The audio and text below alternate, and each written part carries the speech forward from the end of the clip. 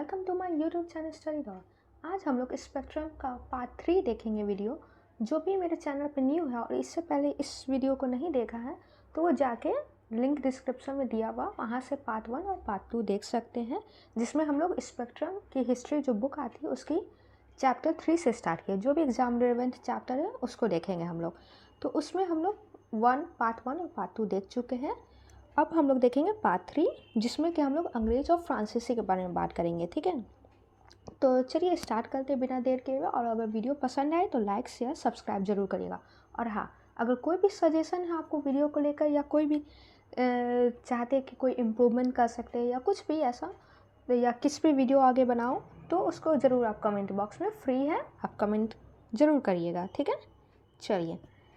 और हाँ, कुछ क्वेश्चन बीच में मैं पूछूंगी जो कॉमन क्वेश्चन है, आप कमेंट में उसको जवाब ज़रूर दीजिएगा, इससे आपका रिवीजन भी हो जाएगा। चलिए वीडियो को पूरा देखिएगा, बहुत मेहनत लगती है वीडियो बनाने में। यूरोपीय कंपनी का आगमन पार्ट 3। ठीक है, चलिए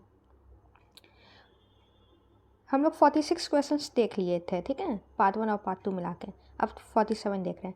अंग्रेज़ों ने स्थानीय राजा से मद्रास लीज पर कब लिया था? तो ये लिया था 1639 में। ठीक है, 1639 में अंग्रेज़ों ने स्थानीय राजा से मद्रास लीज पर लिया था। अंग्रेज़ों ने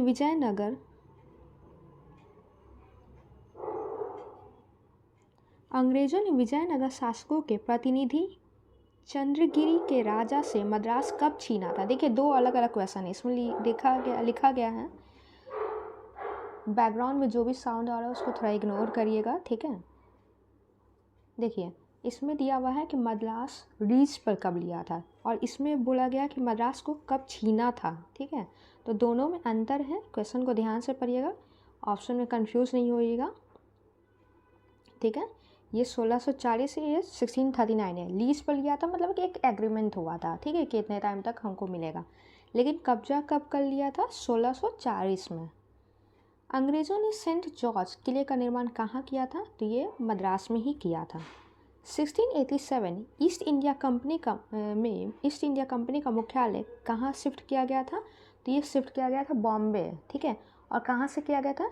तो सूरत से। ठीक है, पहले सूरत था, सूरत से बॉम्बे लाया गया था। जब बॉम्बे ये आपको मिल गया था अंग्रेज़ों को, जो ब्रिटेन के चार्ल्स थे और पुर्तगाली राजकुमारी थी कैथरीन ब्रगंजा, उनसे शादी करने के बाद क्या हुआ था कि बम्बई इन लोग को दहेज में मिला था। तो ब्रिटिश क्या किए थे कि इसको वार्षिक पाउंड पर बेच दिए थे ईस्ट इंडिया कंपनी को।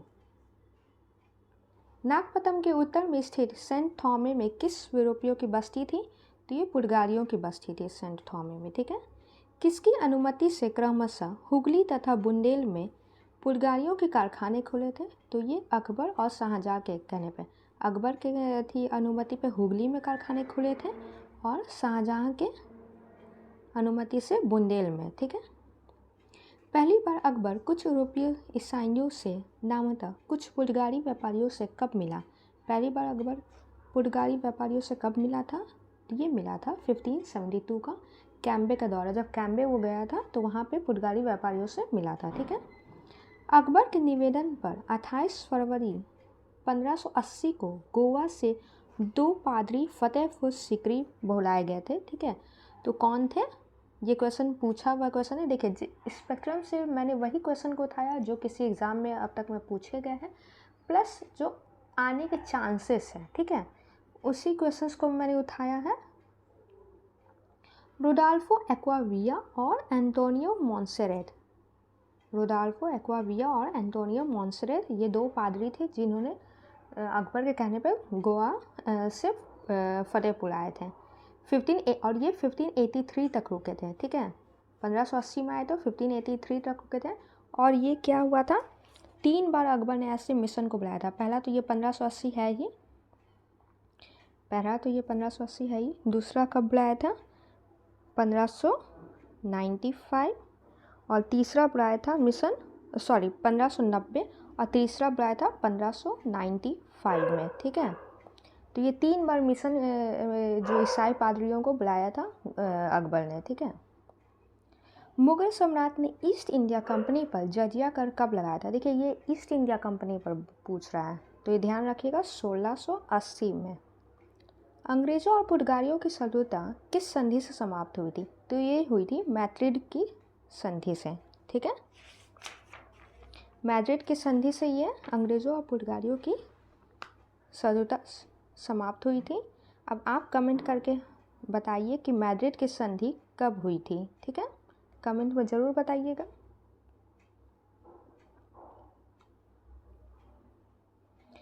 अंग्रेज़ों ने डचों को भारत से कब बाहर निकाला? तो ये निकाला था 1795 में। ठीक है, अंग्रेज़ों ने डचों को भारत से कब बाहर निकाला था? तो ये निकाला था 1795 में। फ्रांसीसी ईस्ट इंडिया कंपनी की स्थापना कब हुई थी? तो ये हुई थी 1664 में। अब आप एक और क्वेश्चन है आपके लिए जो कि बहुत कॉमन है और पूछा भी जाता है एग्जाम में। फ्रांसीसी ईस्ट इंडिया कंपनी की स्थापना 1664 में हुई तो थी, लेकिन ये किसने की थी? एक और चलिए मैं आपको हिंट दे देती हूँ कि ये लुई 14 के शासनकाल में हुई थी। किसके द्वारा हुई थी ये आप कमेंट में बताइए। ठीक है,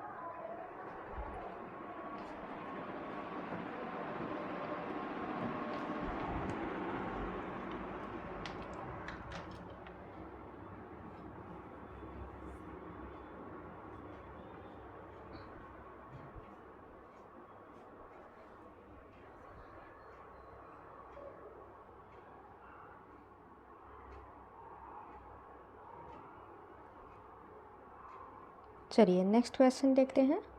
1673 में फ्रांको मार्टिन तथा लोक्सपिने ने किससे पौंडीचेरी प्राप्त किया था?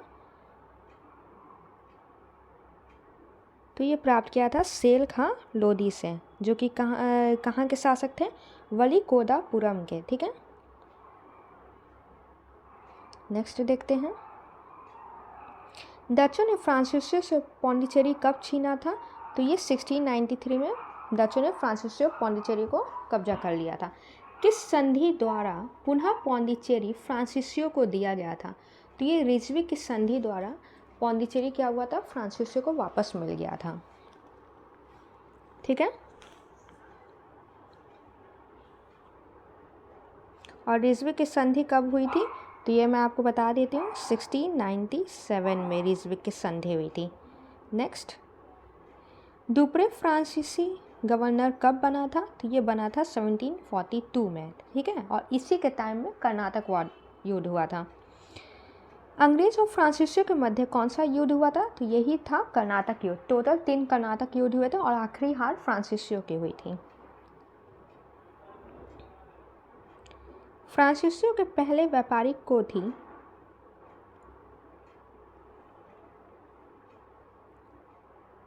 1668 में सूरत में खुली थी। ठीक है, ब्रिटिश ईस्ट इंडिया कंपनी और फ्रेंच ईस्ट इंडिया कंपनी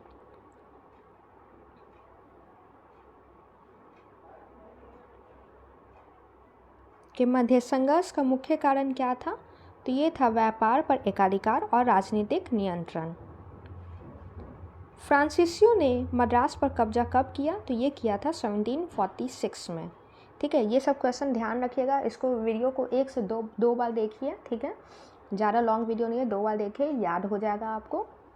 इसलिए मैं ज़्यादा एक बार में क्वेश्चंस नहीं ला रही हूँ, शॉर्ट में ला रही हूँ। अंग्रेज़ों और फ्रांसीसियों के बीच एक्स-ला-शापेल की संधि का प्रावधान क्या था? तो ये था Madras British east India company को लौटा दिया जाए। ठीक है, जब ये दोनों के बीच संधि हुआ, कर्नाटक युद्ध जब यह हुआ था तो उसके बीच जो एक्स-ला-शापेल संधि हुआ, तो यही निकला परिणाम कि मद्रास क्या हुआ? ब्रिटिश ईस्ट इंडिया कंपनी को लौटा दिया जाए। प्रथम कर्नाटक युद्ध कब हुआ था? तो ये हुआ था 1746 से 48। और सेकंड कर्नाटक युद्ध कब हुआ था? आप कमेंट करके बताइए, ठीक है, आंसर इसका क्या होगा। मद्रास का अंग्रेज़ गवर्नर कौन था? तो मद्रास का अंग्रेज़ गवर्नर था मॉस, ठीक है।